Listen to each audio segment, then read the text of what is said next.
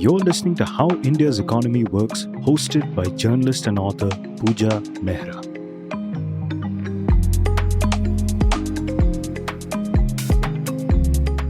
Neelkanth, thanks for joining this show. Yeah, thank you, Puja, for having me. So, last we spoke was when President Donald Trump, I think, was not yet in office. He had just got elected, and we were both quite optimistic. I remember we had discussed that his rhetoric might turn out to be worse than the reality. But at least for me, I'm afraid it has turned out the other way around. I think what he's doing has shocked me quite a bit. What do you think? Yeah, likewise.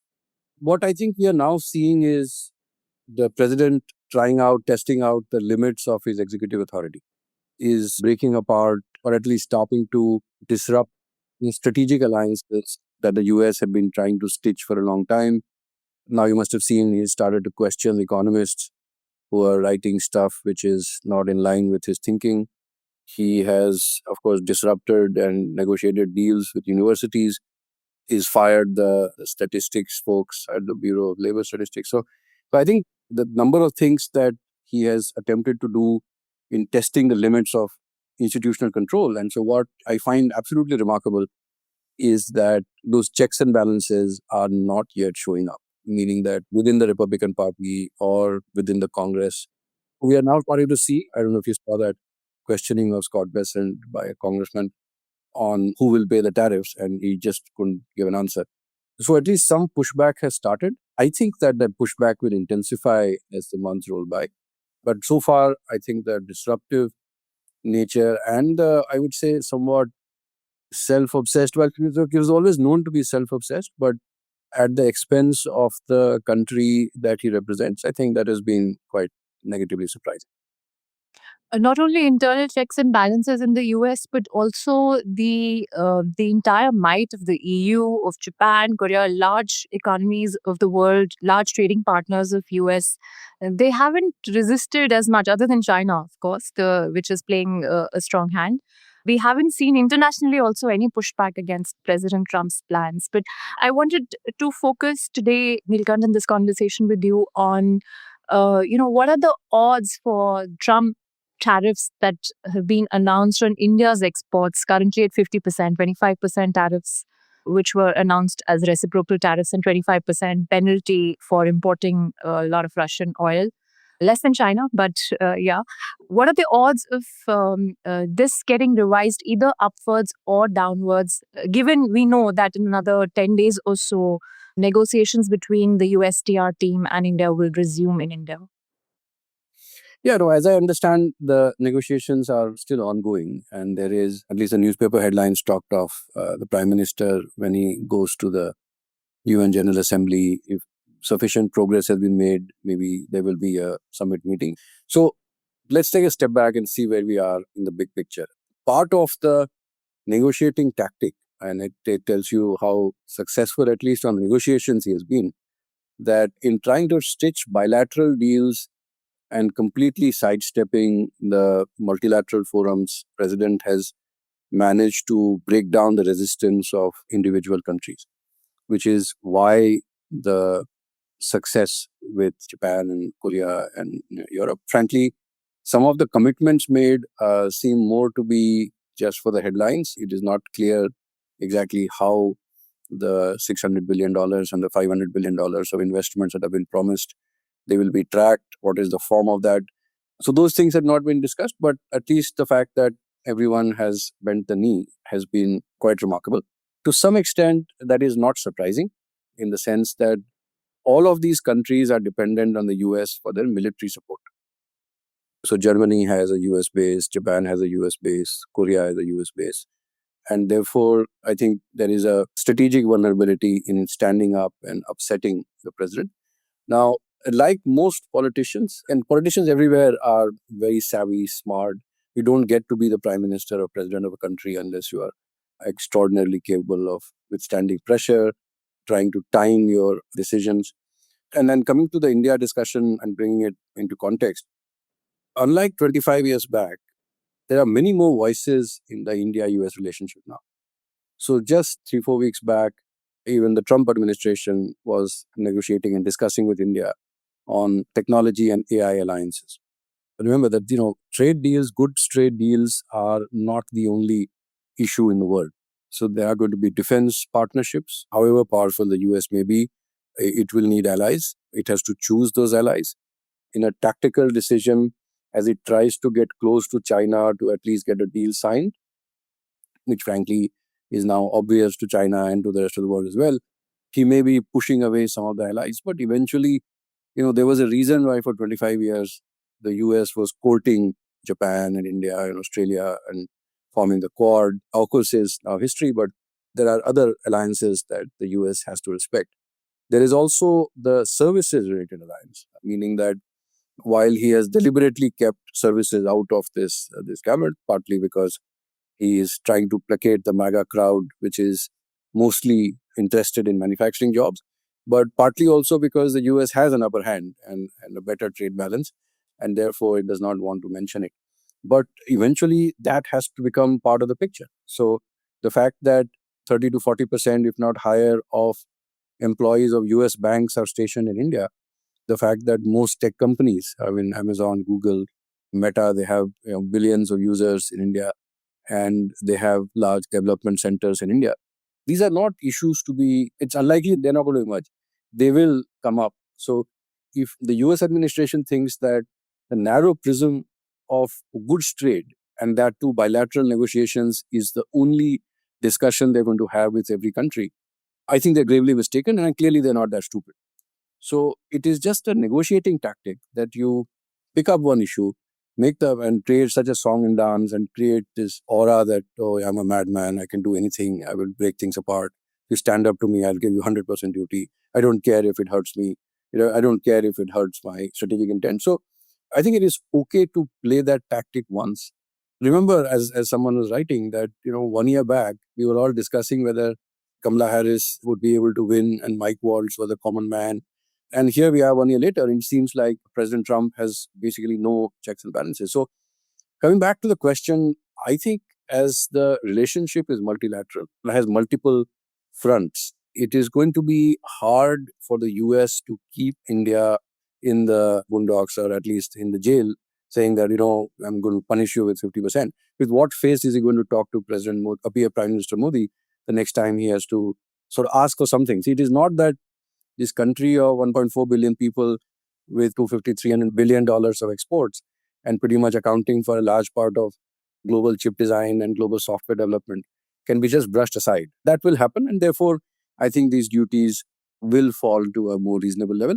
My own sense on why this 50% was done was that I think at 25%, the sense the US side had was that the two sides had stalled, discussions had stalled, and therefore, in order to break the logjam, you sometimes raise the stakes so that at least then the conversation restarts, both sides understand the urgency of getting a decent deal, and then you come up with an agreement. So I don't think it is anything beyond that, and therefore, 6 months later, I'm reasonably sure the duties are going to be lower, even if there is no Russia-Ukraine peace, meaning that also is on the cards now, right? So, meaning you would have seen how Russia expects, given that they've been conquering territory or just last couple of days, that they expect that something meaningful will happen in Alaska on Friday. So even if that does not happen, and it is quite possible because clearly the Ukrainians don't want that deal, even then I think the chances of 50% falling to 25% or somewhat lower is quite high. It is not going to fall to 0 or 10%. That is also clear. That may take 2 or 3 years because, see, remember that the tariffs are going to be very harmful to the US consumer. And this is something that, other people have written. Some of them, President Trump wants fired. But clearly, logic says that if there is $500-600 billion of tariffs they are collecting, the exporters have been working in very efficient markets. So it's not that they were sitting on giant profit pools, which they suddenly can start sharing with the US federal government. In fact, I just read today that of the 3.5-4 trillion or 3.5 trillion of US imports, about $800-900 billion is imported by very small firms of less than 500 people. And the tariff burden on them will be $202 billion. So, if it's a giant Walmart or a Target importing stuff, they at least have some bargaining power. If you're an average Joe small firm with 500 people, you are going to be a price taker. So there is absolutely no way that the $200 billion or whatever they've estimated is the tariff burden on them will be passed on to the exporter. That is going to be either retained by them, in which case they go bankrupt, or will be passed on to the consumer. So as these things start to happen, the fact that everyone was in consensus that tariffs don't work will start getting proved. And once it starts getting proved, then it is up to someone finding a respectable way of unwinding them or dialing them down. So eventually that also may happen. But at this stage, I expect the 50% to not last more than a few months. In the interim, what hedge does India have against the Trump tariff plans, whether they remain 50% or even if they change? See, the hedge is, remember that governments are a very small part of the equation. See, businesses are large. This is a data point which demonstrates, I'll narrate to you what happened in the US-China trade after 2017. See, the US reports that they imported X from China and Hong Kong. And China and Hong Kong report that they say exported Y to the US. So ideally, X and Y should be the same, if not in the same ballpark. Till 2017, X was about $40-45 billion higher than Y. So basically, imports are generally booked, including freight and insurance. Exports are generally excluding those. So there is, therefore, it's not surprising that X, which is the US reported imports from China, Hong Kong, was $40-45 billion higher than what China was reporting at exports. In 2018, when the first set of tariffs became effective, the Trump 1.0 tariffs on China, over the next 3 years, what was plus 40-45 became minus 100, minus 120. So there is almost $160 billion swing. And the only logical explanation is that this is a case of under-invoicing and transshipment. So China says that they're exporting 100. By the time the import invoicing is happening, that document shows maybe 80 or 70. In things like apparel, the gap is 45%. So basically, China says I'm exporting 100. The US says it's importing 55. Ideally, it should be 110, 120 because it should include insurance and freight. So now you really think that if there was a 50% or even a 25% duty on gems and jewelry, that it would keep going from India to the US? It can go to Dubai and then go to the US.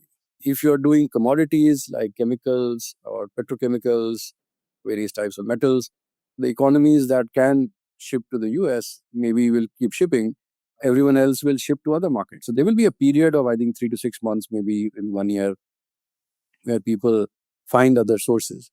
And those will start getting absorbed. So I think the business people are used to uncertainty. I think it is terrible. It's a terrible situation for them. But they are far more resilient than what some of the newspaper headlines would suggest. And I do think that many such side steps will be created. But Neelkanth, that will in fact work in Trump's favor, no? Inflation will not go up because the higher tariffs won't apply because of this redistribution of sourcing. And he will say, look, the deficits have dropped because the deficits will rearrange themselves amongst different countries. Well, I don't think that it works that way. So, for example, look at this China-US thing. Now, there is now academic research. It's been long enough for academicians to have studied it, that the prices of washing machines went up. Prices of dryers did not go up because washing machines were subject to the tariffs in Trump 1.0 against China and dryers were not. So there's academic research which proves that. And the fact that you are importing the same amount, right? It is just that you are showing lower value of invoice because you want to pay lower duties. You're just saying that it came via Panama or West Indies or whatever, just so that China tariffs don't apply. But you still have to pay. So as you know, every country has a balance of payment statement. So you kind of document how many dollars did you get in, how many dollars it went out. Because there are timing issues in various things that feed into that statement, there is a line called errors and omissions. In errors and omissions, generally they should even out over time. So you may have, for example, you may have imported $100 billion. You may have had some trade credit, so you didn't have to pay for it the same quarter, you paid it for the next quarter. And so those things, of course, over a period of time adjust. With China, errors and omissions in the US are remarkably constant at $400 billion. So what has happened is that you have under-invoiced imports, transshipped imports, and therefore you have to pay for them. And so why is it that errors and omissions with China are like $400 billion? So there's clearly a lot more happening. which doesn't meet the eye.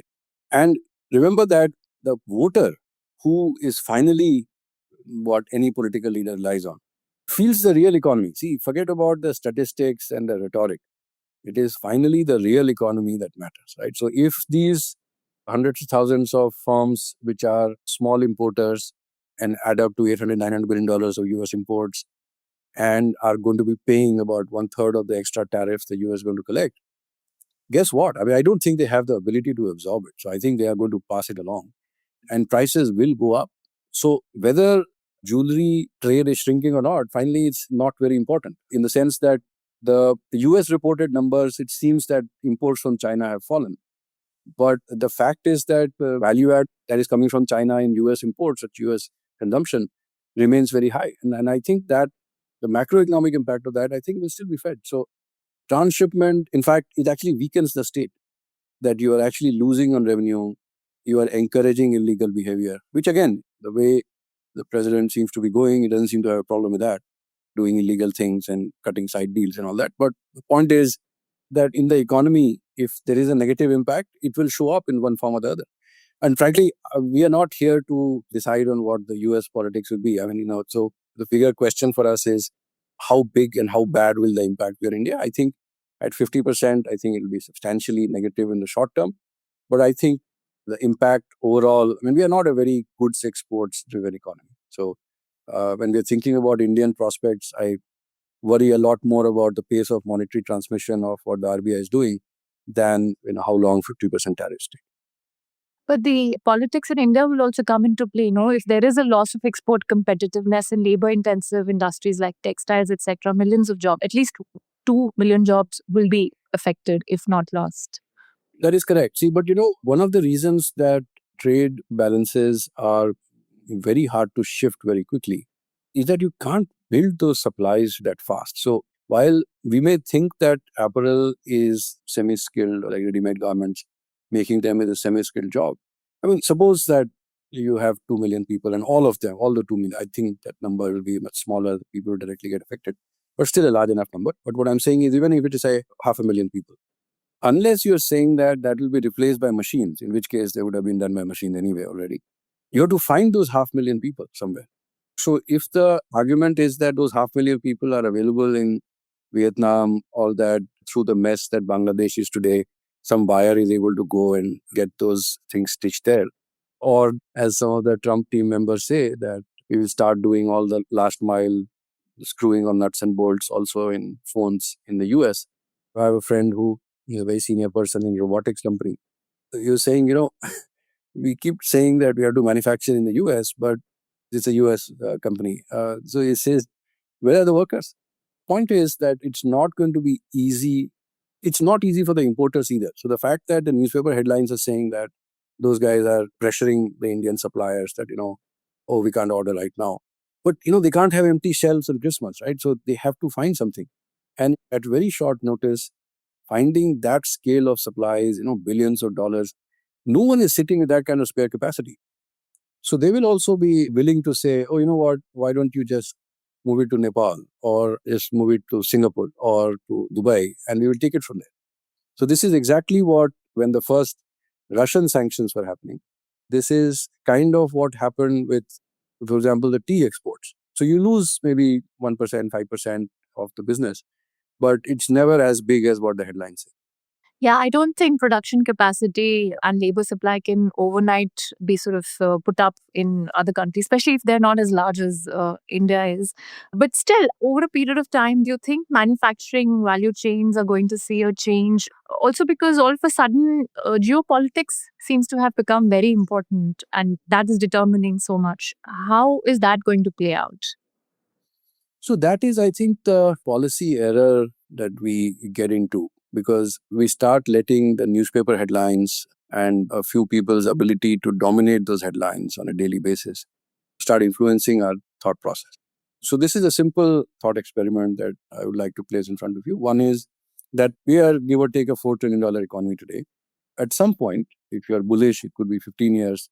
If you're bearish, it could be 30 years. We would be a $20 trillion economy. Now, if you're a $20 trillion economy, you added $16 trillion of extra GDP, right? 20 minus 4. it's reasonable to expect that not more than 1 trillion of that extra 16 trillion will come from a change in net exports. And let me tell you why I'm saying so. China today, which is the largest manufacturer the world has ever seen in terms of global share of manufacturing, today in a $19 trillion economy, their goods trade surplus is about, last year was 1 trillion. It's currently annualizing at about 1.2 trillion. Now, if a country that size is also unable to export that much, meaning, see, they're exporting 3.5 trillion, but remember that the percentage of value add in most of the exports is actually quite small. 30-35% is the max because these are all global value chains. So even if you say that, no, I penalize them for gold imports or oil imports, we take that out. So it becomes 1.4, 1.5. But it is because China is so dominant that we are seeing some of these disruptive forces emerge. So it's very unlikely that India will be as dominant and as disruptive as China has been. So as we think about going from 4 trillion to 20 trillion, we have to be very clear that not more than 1 trillion will come from exports. So 15 trillion has to come from domestic demand. And where I was, my previous firm, 2018-19, we had done this study where we talked to 100 global firms where with combined revenues of $1 trillion, and we had surveyed them as to, this was about the China plus one, how fast it was moving. So we asked them, okay, so how much do you manufacture in China and why do you manufacture in China? More than 2/3, I would say 75-80%, actually 3/4 of them said that we manufacture in China for China. So even this robotics company, my friend who, he's actually setting up a facility in China as we speak to manufacture for China because the China demand for robotics is the biggest in the world now. So as we think about growing our economy, we have to remember that the channel through which exports help is competitiveness. It is through productivity. If you can export, means that you are the best in the world and therefore you can provide the cheapest possible nuts and bolts and toys and apparel and the best quality. So that's the channel through which exports help. So being in an open economy, it makes you more efficient, or it forces you to be more efficient. As regards end demand, we have to rely on domestic end demand. So I don't think that we should be overly worried about, see, if the exports to the US were an option, and I think they still will be, because these strategic shifts cannot be just broken apart with a hammer by like 3-4 months of bad behavior, even if they would not come through. If you take, for example, say $450 billion of goods exports, suppose in 7-8 years' time they were to reach $1 trillion. Given that the value add percentage is not going to be more than 30%, we're talking about 3 or 4% addition that would happen in 7-8 years. So maybe there's a 0.5% shortfall, but if we are able to compensate that by dealing with Europe better, opening up those trade routes, it is quite possible to offset some of those. Not to say there is zero impact, but it's not the end of the world. And remember that India's great success has so far been on services. That even through this slowdown in IT services, we are still seeing a sharp increase in the setup of global capability centers. We are also starting to see remittance income improving, that as plumbers in Germany and farmers in Italy and nurses in the UK. So as the demographic transition there creates an opening for getting formalized immigration, which is not going to permanently change or drive demographic change and therefore is much more socially acceptable. Those opportunities still exist. So I think the global opportunity, and remember that a very large part of the market is actually Asia. So in the things that we do well in, there is Africa, of course. I mean, that's where China is making deep inroads. And these are, again, areas in the markets that we should be tapping as we develop the solutions. So frankly, while it is in everyone's interest that the India-US trade relationship deepens, if it was to so happen that India's goods exports to the US are not growing anymore, it's not that India cannot sustain a 7% growth rate. So it's very interesting what you're saying. Economists such as you have the conviction that economics will sort of drive sense because people feel it in their everyday living. But the politician has also reacted to something when we are seeing these disruptive decisions being taken. Tariffs are a tool for it. What the US feels predates President Trump and may even outlast him. Trumpism may outlast President Trump's term. We are seeing some bit of these political forces and concerns in Europe as well. So the tariffs may go away if the economic impact begins to bite voters the way you have described in the short term or medium term. But this tension between the politics and economics may stay. Are you still then hopeful of, because it's not just about what is India's ability to export or dependence on exports, India's economy's dependence on exports, but it is after all a global world. We also depend on the outside world for capital. And if other than efficiency or returns, capital is going to move around the world on the basis of deals, such as President Trump is signing with Europe or Japan, if those trends begin to take off, are you going to be concerned? No, it's a great question, and I think it has to be a multi-part answer. So first, there's absolutely no disagreement with what you're saying, that there are deep-rooted problems in the world today, and there are deep-rooted problems in the US today. Trump's election is a manifestation of the voters' angst against those problems. So when I speak about these things, I say grand objectives, no grand strategy, meaning that there is a problem of inequality, that the non-high school crowd in the US, their life expectancy has actually dropped in the last 35 years. The inequality has worsened meaningfully. There are some people who are now throwing some recent data and saying that it started to narrow, but anyway, but at least from 1990 to 2020, at least that trend was very clear. There is clearly a problem of the dollar being massively overvalued, and the US has a massive fiscal problem. Or in fact, that the US feels that if it was to get into a hot war, it will not be able to fight the Chinese because it doesn't have any manufacturing.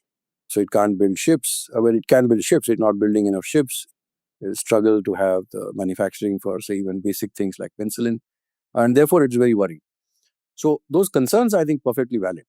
All I'm saying is that tariffs and the way they're being imposed are not the side solution. And therefore, the limited point that if something doesn't work, it will very quickly get discarded. And I'll give you an example of something that happened about 90 years back in the US. So when Franklin Roosevelt was elected in 1932, when he took power, when he was sworn in, he was inaugurated in 1933 March, the banking system was shut. I mean, it was the middle of the Great Depression, and his team didn't know what to do. So they actually went to the Hoover administration's team and said, you know what, you guys have thought about this problem, why don't we work together? And over the next week, they somehow got the banks to open. Long story, but very interesting. But the point I'm making is that one of the key promises of FDR was that he would get agricultural commodity prices to rise. They had fallen by 60 to 80% from 1919 to 1932. And he said that I'll get it back to the 1926 levels. Because 1919 was the end of the Great War, so therefore, that was artificially high. 26 is a good level. How do you get there? So you've made this promise. So like Mr. Trump made this promise that I'll get manufacturing jobs back in the US, I'll make the US a manufacturing powerhouse. Objective is great, grand. I think, that is perfectly understandable. How do you get there? Now, of course, they had no idea. So he relied on this agricultural economist who had studied corn prices and cotton prices over the last 200 years. And he said, whenever gold supply goes up, commodity prices go up. So the US administration started buying global gold. And there was this ridiculous period where FDR would set the global gold price at the price at which the US was buying from his bed every morning.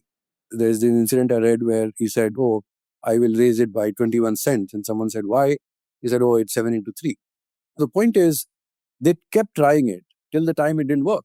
So initially, again, because the US president was saying it, the commodity market started to push up prices. But several months later, because fundamentally nothing had changed, the prices started falling again. So guess what happened to that economist?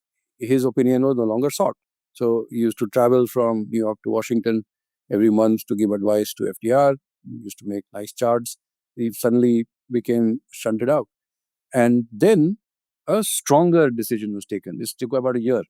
Now, the US administration is again, I think, going to discover that if this doesn't work, see, finally, they are politicians. The power you must have seen in the only time, well, other than China hardballing him, the only other time I have seen the president really flinch is during the Iran-Israel war, where the MAGA crowd was dead against American involvement. He's a politician. He's relying on the popular support. So If the popular support starts dipping because he's made... See, remember that a number of people voted for him because they just didn't like the other side. And they were worried about inflation, that Biden wasn't doing enough. Whether he was or not, I'm not getting into. But when those were the concerns. And if that concern is re-emerging, see, they've not elected Trump to do this drama about humiliating everyone and pushing away allies and strategic allies just for tactical purposes. They've sent him there to solve a problem. And some of the political drama of harassing Harvard University and Columbia University perhaps does placate some of the hard right crowd, but I'm not sure that that is sufficient. So as we go forward, see, remember that the next 15, 20 years are going to be a period of great turbulence. The US will want to devalue its dollar. The real effective exchange rate of the dollar is where it was in 1971 and 1985, and after both those episodes, it crashed by 30-35%.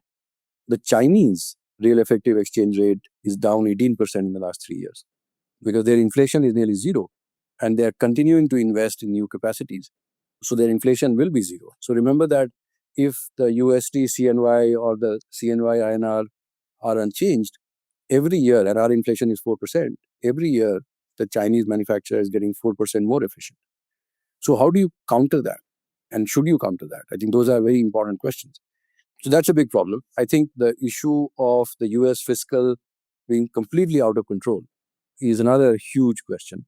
So the fact that the next 15, 20 years will be very turbulent and with significant realignment of global rules and the rules for engagement is also very obvious. I remember that the US, as Stephen Kotkin put it, US is 5% of world population, 25% of GDP, but 50% of global defense spending. I mean, how is that sustainable? So the fact that the popular crowd in the US does not want it to be engaged or involved in peacekeeping efforts or be militarily involved elsewhere. So all of those things will mean that new alignments, like, all these battles that are skirmishes that are emerging, all of those will become more common. So it will be a much more turbulent world. What I'm saying is that when it comes to India's own economic path, we have to stay focused on all the opportunities that exist within India. I mean, we don't have to be dependent on anyone for making sure that the average Indian does not live in 100 square feet of constructed space, but say 300 square feet of constructed space. And the construction for that is all limestone, this, that, I mean, all that is inside. Iron ore, etc., is all inside. If you want to give metro rail or buses, highways, all of that is internal. So India is blessed with very fertile soil, great weather all around, large population. It would have been ideal if the global growth was conducive, if it was a more open world. I think those hopes we have to give up. The point I was making is that tariffs will not solve the problems that the US is trying to solve. Sure, yeah, tariffs will not solve the problems they're trying to solve. Politicians probably will not come up with the solutions that are required for these problems. And it may take, you're saying, 15 to 20 years for them to realize that they have to listen to the economists all over again. But you said some very interesting things about the dollar, about how the world will not be as open, and therefore India may become more inward looking, or may be forced to become more inward looking. And also, from what you're saying, can India carry on being ambiguously non-aligned, the way we've been? We call it strategically non-aligned. How are these things going to play out in the next 10, 15 years that you're saying? Yeah, so when I said India needs to rely on internal demand, I mean, I didn't say inward focus. I mean, it's not that we put up trade barriers. I think that we need to allow more foreign competition. We need to open up our markets, make them more efficient. For example, if, say, even on something like agriculture, where cotton yields are 2x, 3x that of India abroad. Frankly, when I read about how Iran is supplying fruits and vegetables to all of the UAE and through greenhouses, imagine what some amount of investment. See, we are 12% of global arable area. We have massive amounts of rainfall, very conducive weather. Most tracts of India farming tracts can do 2 crops, even 3 crops a year. And we are undershooting. So there are many things that we need to do. Open up so that our productivity goes up. So inward looking is, all I was saying was that we may have to rely a lot more on domestic demand than, say, the Asian tigers that we rely on. But we have to be open. Otherwise, the productivity improvement doesn't happen. On what tactics India may have to apply? Is that the question? Yes, one, we may have to do some sort of ideological and policy realignment, but also on the dollar, what you said on the dollar, both things. You see, if there was any doubt that being allied with one for power is more productive, in the last couple of weeks, I think those doubts have been put to rest, right? So it's very clear now. Frankly, while sitting in India, we have this habit of feeling more insulted. But it's not that President Trump is singling India out. So the Taiwan president has been told on an official visit, don't come to Washington, don't come to New York. The Koreans are upset, the Japanese are upset. Of course, the NATO president, NATO Secretary General, I don't know why he did so, but messaged the Big Daddy message and it was publicly tweeted. So Kai Starmer was picking up stuff that Trump had dropped. So I think that those kind of humiliations are being dispensed to everyone.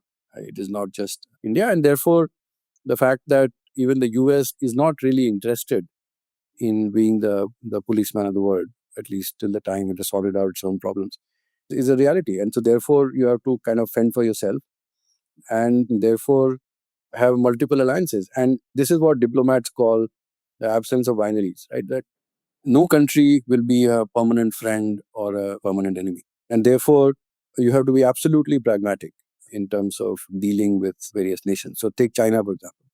So people swing between absolute animosity or the other extreme. China has so much cheap capital, a lot of technology, and shortage of labor. Why can't we partner with them? See, the truth will be somewhere in the middle.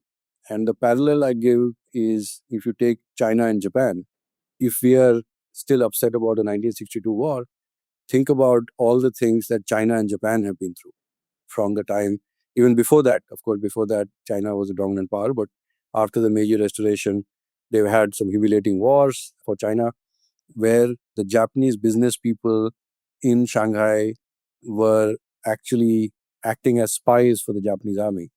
And so you can imagine the distrust the Chinese would have against Japanese businesses. Then there was, of course, the rape of Nanjing and all the atrocities of the Second World War. Through the Japanese prime ministers visiting the Yasukuni shrine to just needle the Chinese politicians and, of course, get the more support locally. And then in response, China throwing missiles into the Sea of Japan. The trade between China and Japan has gone from $1 billion in 1970 to $400 billion in 2020. Before COVID, there were 20,000 people flying between China and Japan every day. So as we think about uplifting our country, growing our economy, I think we have to be absolutely pragmatic about what we need, our people need, and then accordingly choose our friends and enemies. So I think appreciating that it is going to be a multipolar world order now, because the Americans aren't even pretending to be interested in being the one pole. So if there's no just one pole, then you have to engage with everyone.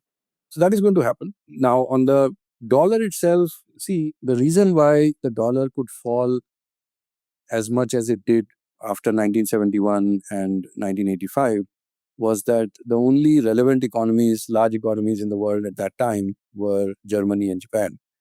And on both places, as I mentioned earlier, the US has armed bases. So it wasn't much of a negotiation. If the dollar has to fall now, who does it fall against? Because the Japanese have had such a terrible experience after the Plaza Accord that they're not going to willingly accept it. The Europeans, a number of people are now saying the only recourse they have is to let the euro weaken. But euro weaken against whom? And the Chinese are, of course, the real effective exchange rate keeps dropping. So it becomes I would say, a 1930s like scenario where successively countries were breaking the peg to gold. So there is no such peg today, but there was competitive devaluation. So part of the reason that in 1945, in the Bretton Woods Agreement, everyone accepted pegged exchange rates. They had a terrible experience with countries devaluing their currencies repeatedly and causing massive volatility and churn in the global currency markets. In fact, again, to use the same FDR example, so Hoover had accepted a global conference on currency and finance in London in June of 1933. Of course, FDR honored that because the US had committed to it. And Raymond Morley was his speechwriter / confidant / advisor who represented him. So he effectively accepted that the French and the British wanted pegged exchange rates. Let's say exchange rate stability, even at that time, that these competitive devaluations were hurting everyone.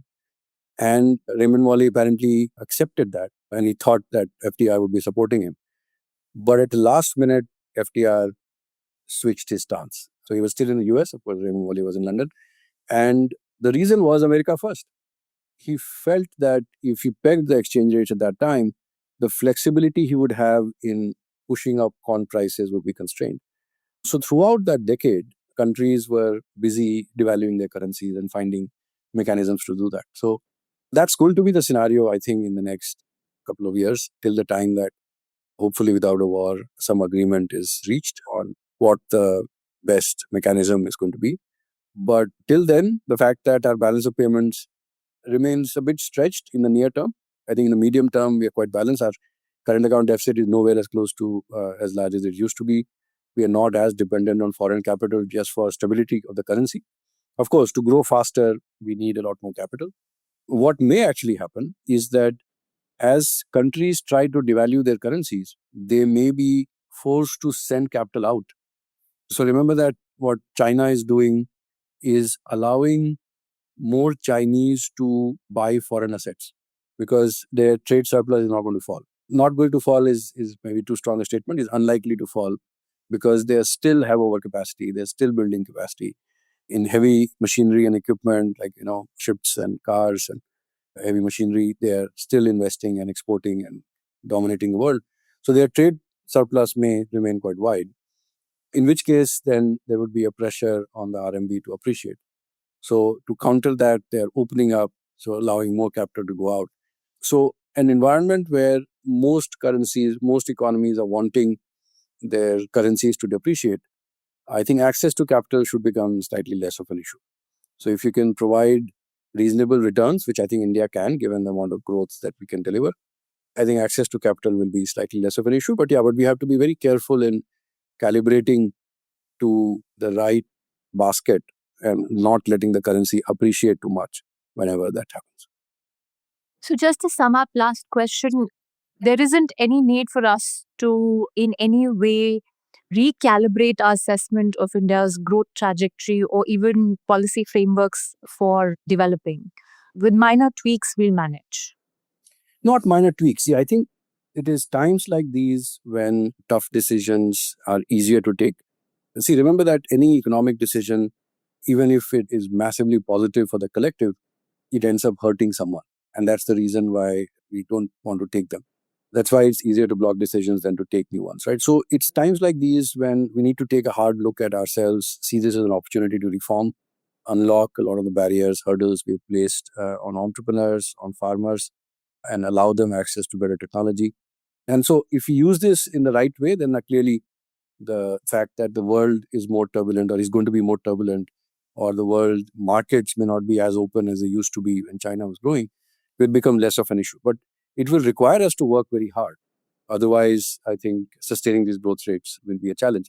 But the picture I wanted to paint was that there are solutions available. I mean, this is not like, the fact that Trump is throwing a tantrum is not the end of the world. Great. On an optimistic note, let me say thanks to you. Thank you. Thank you, Puja. Thank you for having me.